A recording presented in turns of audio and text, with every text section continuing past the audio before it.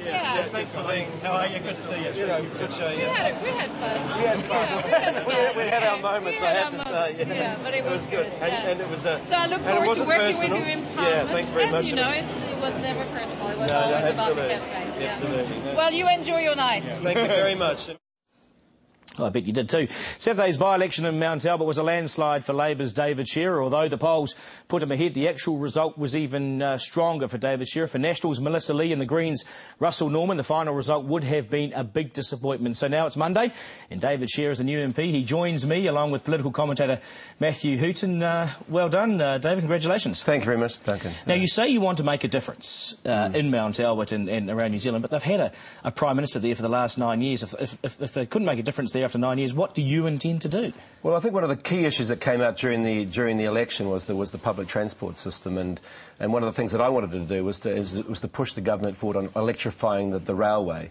Public transport came up continually when I was going around talking to people as one of the big issues. And there's obviously the impact of the motorway running through Waterview, trying to minimise that impact at the very least, and make sure that the people there really get to know that about electrification of the railway. I saw that as a bit of a Labor Party stunt, because you'd had 9 years in office to do something about that. What about the sort of proliferation of liquor shops in Mount Albert? I went around there for the last couple of weeks, and on every corner there's liquor shops across from suburban liquor shops. Why haven't you got a bill prepared for something like that? I think there is a bill coming up on that, a private member's bill. But coming back to the electrification, that was something that Labor had on its books to do. It hasn't been possible to have done it up to now, simply because as we were moving through in the longer term plan, the transport levy was removed, and so now we don't have any long term planning on for that sort of thing. A lot of people are talking up as the next Labor leader. Matthew Hooton, good morning. Good morning. Do you think David Shearer's got it to be the next Labor leader? Yeah, I think we're probably talking with the next Labor Prime Minister. Please. No. We've got a situation. Labor has got a new MP here who's Pākehā, male, heterosexual, a father, happily married, international experience, and that's not what people associate with the Labor Party at the moment. Well, so I think in David... We do associate with Phil Goff, though, I have to say. Not the international experience, but anyway. No, but what we've got is we've got a successful candidate who's got a massive majority here, the new face of the Labor Party, the John Key of the Labor Party, and I think we'll see David move towards leadership position in the Labor Party after the next election. Do you want to be the leader? Right now, I want to be... No, not right now, but in the future. You're ambitious. You spent time... Look, I'm ambitious to do things and to make a difference. Yeah, sure, I'd like to be, the leader?